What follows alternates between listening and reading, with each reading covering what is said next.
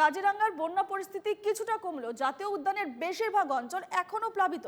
ফলে হাহাকার অবস্থা বন্যপ্রাণীদের মধ্যে। খাবার এবং নিরাপদ আশ্রয়ের খোঁজে জনবসতি এলাকায় ঢুকে পড়ছে জীবজন্তুরা। কাজিরাঙ্গা জাতীয় উদ্যান থেকে বেরিয়ে এসে এক পাল হাতি কাঞ্চনজুরি চা বাগানে প্রবেশ করেছে।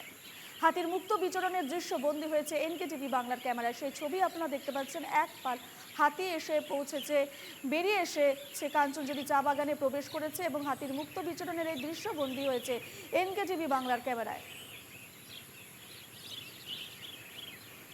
কাজিরাঙ্গার বন্যা পরিস্থিতি কিছুটা কমলেও জাতীয় উদ্যানের বেশিরভাগ অঞ্চল এখনো প্লাবিত। ফলে হাহাকার অবস্থা বন্যপ্রাণীদের মধ্যে।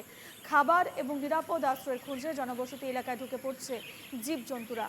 এবং কাজিরাঙ্গা জাতীয় উদ্যান থেকে বেরিয়ে এসে এক পাল হাতি আশ্রয় নিয়েছে, প্রবেশ করেছে কাঞ্চনজুরি চা বাগানে এবং সেই দৃশ্য বন্দী হয়েছে এনকেটিভি বাংলার ক্যামেরায়।